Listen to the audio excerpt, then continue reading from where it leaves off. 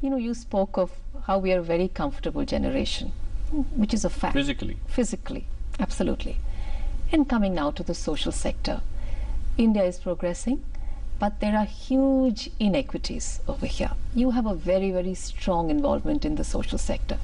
First of all, I want you to comment on this, that most of us think the social sector, a few organizations will come, some NGOs will come. It's the government's responsibility. Whose responsibility is equity in this country? See, once we have chosen democracy as a way of life, the question itself is irrelevant for me. Once you say, in the local languages we'll say this is Jananaik, that means people are the leaders. So once we say this, the question is irrelevant. Whose responsibility? There's no such thing. Yes, the government is there as a representative of our responsibility. Absolutely. So it's yours and mine, everybody's. Yes. So when you say we are a democratic country, there is no such thing as what is your work, what is my work. It's everybody's work as to where we take this nation. But because we are in different levels of economic, educational and understanding, and different strata of people who are in different levels of understanding, different levels of self-interest, community interest, group interest, all kinds of things. Implementing this as an ideal, yes, it's fine.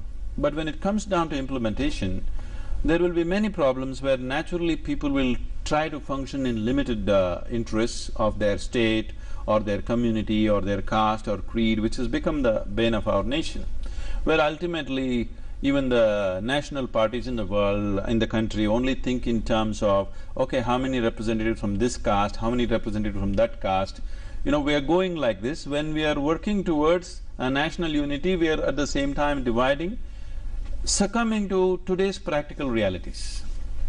So there is an ideal and there is an existing reality.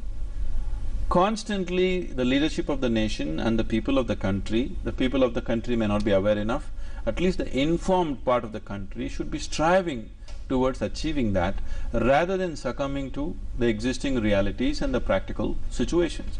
Practical situations cannot be ignored, they have to be taken into account.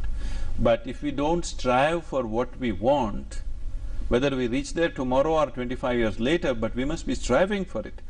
That striving, unfortunately, I feel is without the needed focus. It doesn't have enough focus and penetration. We keep spreading our focus all the time. That's one of the reasons I feel India is not moving as fast as it could have. Because one thing I see wherever I travel in the world is the level of intellect, natural intellect in India is phenomenal. It's a cultural history of the country which has given this. Wherever they go, I meet them in different countries. They may not be, as savvy as other people, but they're smart in their own way, they survive better than others, they do better than others, almost everywhere in the world. Because there is a natural intellectual capability in the country which is something we have not capitalized on.